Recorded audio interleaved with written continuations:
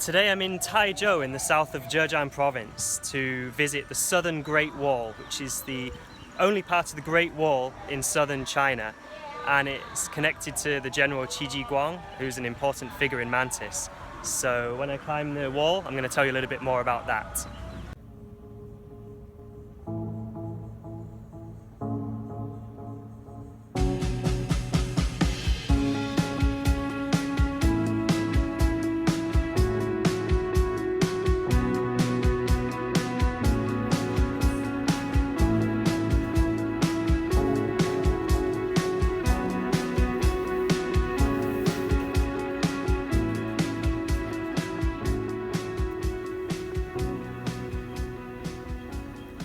So the southern Great Wall was built by Jiguang in the Ming Dynasty.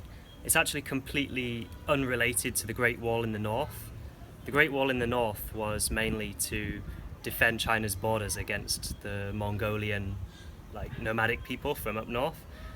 But this Great Wall was built to defend the coastline from Japanese pirates, which were called wako.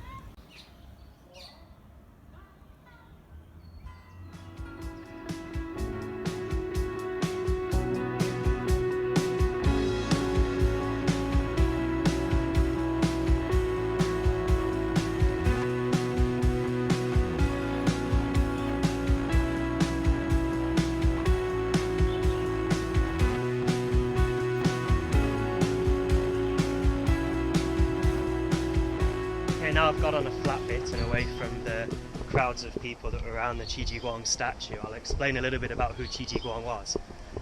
So he was a general who was born in the Ming Dynasty. He was actually born in Penglai, which is a small town just outside of Yantai where I trained my Mantis Kung Fu. And Qi's main occupation throughout his life was defending the borders. And his first thing was defending the coastal area of Zhejiang, which is where I am now, against Japanese pirates called the wako. Not only did Jiguang change up the whole Ming military, but he also redesigned a lot of new weapons, and one of the most well-known weapons was the miaodao, which is like a long single-edged saber, which kind of is supposed to mimic the Japanese katana, because at the time he felt that the Japanese weapons were far superior to any that the Chinese were using. So he had to create these new weapons to be able to deal with them. Jiguang was also a big fan of using cannons and other muskets and other firearms as well, because the Japanese were already using those, whereas the Chinese were still relying on much older weapons. So you can say that he really was responsible for modernizing the Ming military and really getting them up to scratch.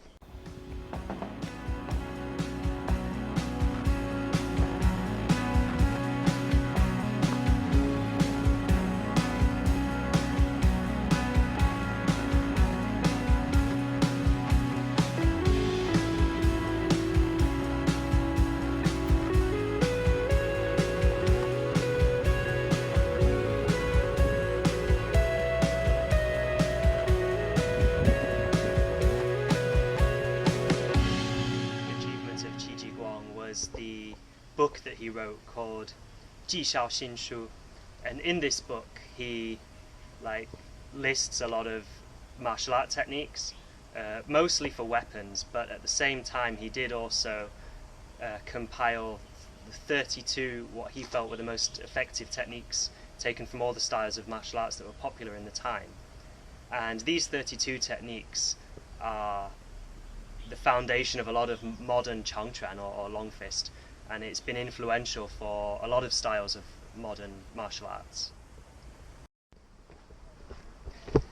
It's also important to realize though that it wasn't only Jiguang who was in charge of fighting the Japanese pirates here. Another general, Dayou, was stationed with him, and the two of them worked together. Now Dayou comes from the south of China, from Fujian province, and he's also very important in martial arts, particularly for his Jianjing, which is the sword treatise. Now the sword treatise doesn't only cover sword techniques, it covers a lot of different weapons. He was mostly known for his staff, actually, and he wrote that the staff, in his opinion, the staff was the best weapon. Essentially, the staff was just a long stick, so it was the most adaptable and most useful of all weapons, and it could imitate any other weapon. So he felt that by mastering the staff, you essentially mastered every single weapon. And Dayou actually went to the Shaolin Temple, hearing that the staff techniques of Shaolin were among the best in China, but he was incredibly disappointed, and he said that the Shaolin monks had lost their reputation from ancient times. So he ended up staying there and teaching them the six and a half point staff, which was the southern staff technique. You can see a version of that today in Wing Chun. And he taught them this technique, and they passed it down and adapted it into their own system. And so today a lot of spear and staff techniques in northern China are indirectly descended from his techniques. Now, one of his most important additions to northern styles, particularly Mantis Kung Fu, which I practice, was his theory of the 8 hard and the 12 soft techniques, which was the core of his weapons, and then the principles of that was actually later adapted by Mantis and some other styles into hand techniques.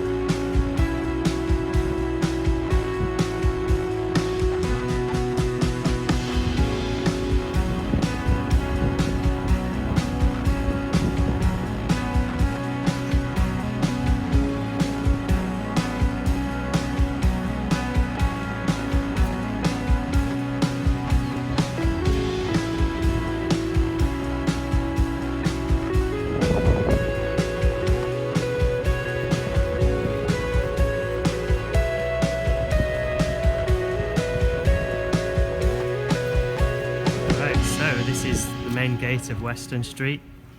There's a guy sat over there who was just sat talking about how I don't understand Chinese, and I'm either British or French, and I don't understand a word of Chinese because I'm a foreigner, which is quite funny because I do understand him. But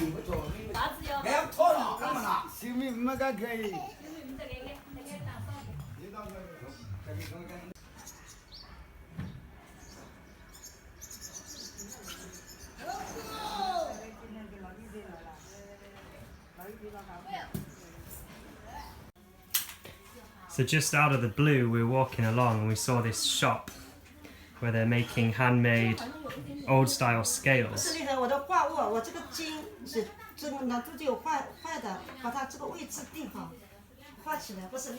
You can see there's a thing here showing that at the moment she is the 5th generation of the family to make these scales.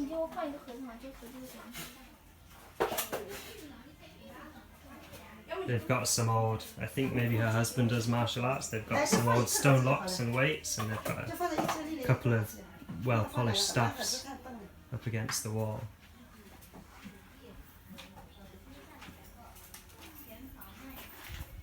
So if you find yourself in Taizhou in Linhai, come here and buy some scales.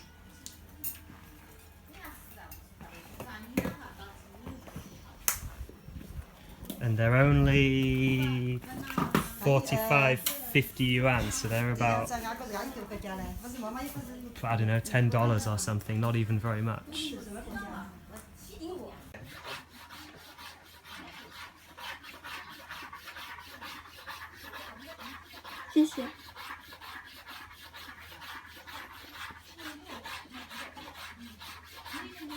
带到英国去，把我的英文字把它标出来，人家你们英国的人看见我们中国的那个古代的那个称韩语挺好的。对，我会跟他们说，我刚刚做了一个视频，我说你是第5代，我说如果来台州要来自阳街来这里。